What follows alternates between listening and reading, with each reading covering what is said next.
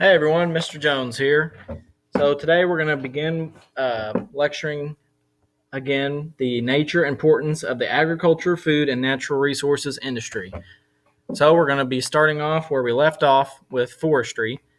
Um, and real quick before we begin, if I'm ever moving too fast, if you miss something or anything like that, always you can pause it and rewind the video to catch up, or you can view the attached PowerPoint on our Google Classroom, and you can go through and make sure that you're reading every slide and taking notes of the key terms. So the bolded word right here, this would be a key term. This is what you need to be taking a definition of because you will most likely be seeing it on a quiz in the future. Okay, so let's get started with lecture. All right, so forestry. Forestry is the art, science, and practice of studying and managing forests.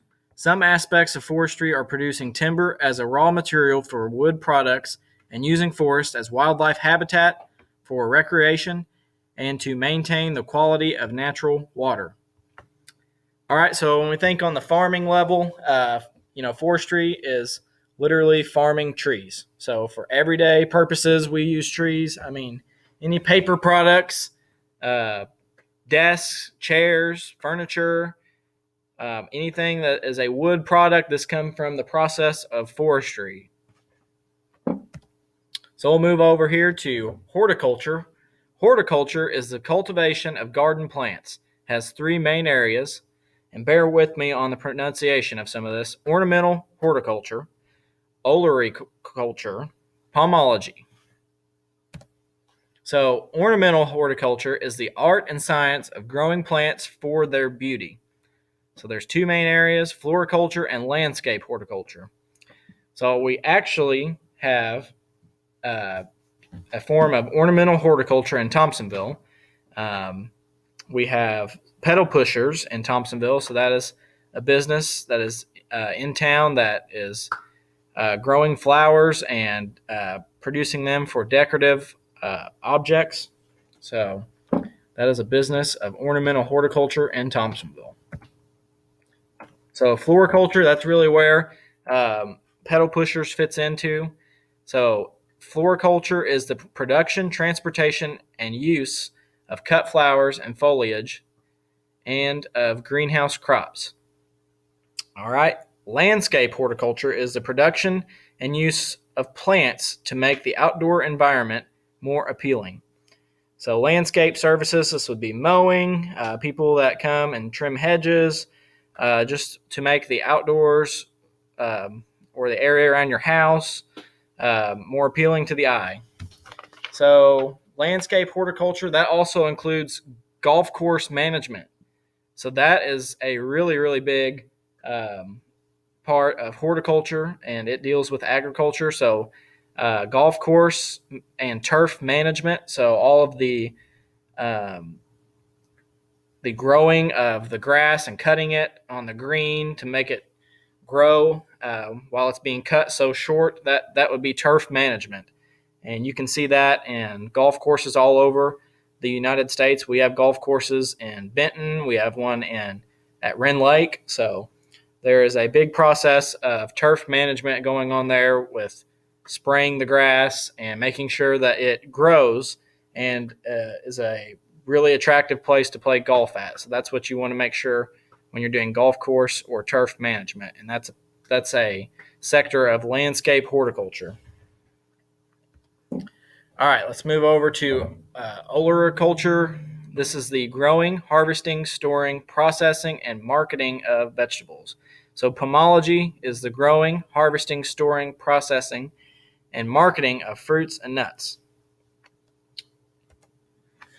Organic farming, this is a production system that avoids the use of synthetically compounded fertilizers, pesticides, growth regulators, and livestock feed additives.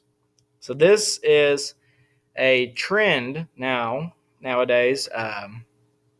Organic farming is becoming more and more popular. It is viewed as a very, very healthy alternative to,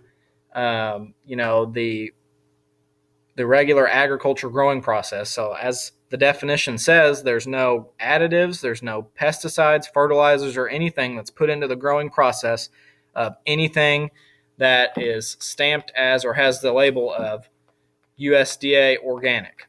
So this is corn that doesn't have any pesticides or fertilizer or anything that is put into that crop. It is just the most natural form of going out, cultivating, plowing up your garden, planting the corn seed, and letting it grow into the crop that comes from that. So there's no fertilizers or anything being put into that. The same way we can look at it on the livestock section of organic farming. There isn't any really any vaccines or any feed additives that go into making the animal a leaner, healthier animal. It's just a natural process of giving them food that has not been sprayed or anything that's been changed with it. It's all natural. So organic farming, and typically when you see this at the grocery store, it's going to be a higher priced item than farming than a piece of produce that is conventionally farmed. So something that's been, so a tomato that has been sprayed with fertilizers and pesticides, those are going to tend to be cheaper than actual organic tomatoes. So that's what you'll see with organic farming. If you believe this or not, it can be a healthier alternative to some people than eating a product that's been genetically modified or sprayed with fertilizers. All right, natural resources we're going to talk about now. So natural resources are all the things found in nature, including living organisms, minerals, soil, water, and air. May be subdivided into 8 groups: wildlife, atmosphere, soil, water, minerals, fossil fuels, sunlight, and people. All right, so soil conservation and nutrient management. Soil conservation and nutrient management techniques have expanded, resulting in less damage to the environment. So believe it or not, soil health is very important. So all the chemicals that are sprayed, fertilizers that are put on, that leach into the ground, so that mix with the soil, these have to be safe. So the USDA looks like he is taking a water sample here of a nearby stream. So if over here maybe is a field and it's been sprayed or fertilizer's been put on it and it rains, well, that water that's over here on the field has to go somewhere to drain. And we'll see it drain off into streams or creeks like this. And you'll have problems of, if there's some harmful chemicals that's been sprayed on crops, you don't want that to mix with water that's draining off to somewhere that cattle are drinking from, or whatever it may be. This could be a harmful process. So you have to really be careful when you spray fertilizers and pesticides on crops that you're doing it responsibly, and you're taking every precaution that you can take. All right, soil conservation. This is the use of management practices that protect the soil. Nutrient management is regulation of the amount, form, placement, and timing of applications of nutrients for plants. All right, stewardship. This is the responsibility to manage natural resources in ways that ensure their sustainability for current and future generations. So we always want to make sure that we have good stewardship, that we're not abusing the land, that we're not taking too much from it, that we're not cutting all of our rainforest down and all the trees around and just taking everything from the land that we can. We want to make sure that we are leaving enough behind for future generations, for the health of the world after we come through it. So stewardship is a really, really important thing. The basic human needs. So the meeting of basic needs supports human life. It provides the nutrition that helps the body grow, repair itself, and reproduce. It provides protection from the weather, dangerous animals, and other hazards of life. Most food and fiber are carefully produced to meet human needs. All right, food. So the definition of food is solid and liquid materials humans consume that provides essential nutrients. All right, nutrients are substances necessary for an organism to live and grow. Humans receive nutrients from food in the form of carbohydrates, proteins, fats, vitamins, minerals, and water. All right, so here's some of our carbohydrates, vitamins, proteins, and fats. Carbohydrates are macromolecules containing carbon, hydrogen, and oxygen. They provide short-term energy storage and mid-term energy reserves. Starches and sugars are carbohydrates. Proteins. Proteins are macromolecules consisting of amino acids held together by peptide bonds. They carry out most of a cell's activities and are important in growth and repair. So fats. Fats are oily compounds consisting of carbon, hydrogen, and oxygen. They are insoluble in water and provide energy for the body.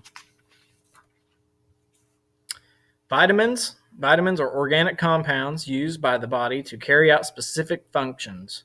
They are needed for good health. Minerals are inorganic elements.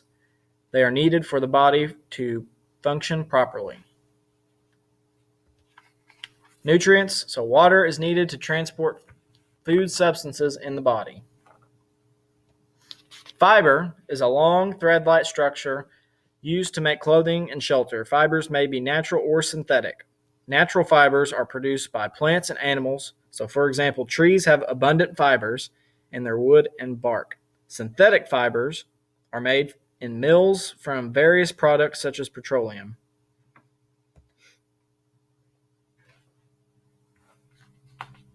All right, shelter. Shelter is housing for humans. Many products are used in providing shelter are produced through forestry. So back to forestry. So all of the wooden beams and materials that go into constructing buildings, houses, anything, any type of shelter, this is all stemming from forestry.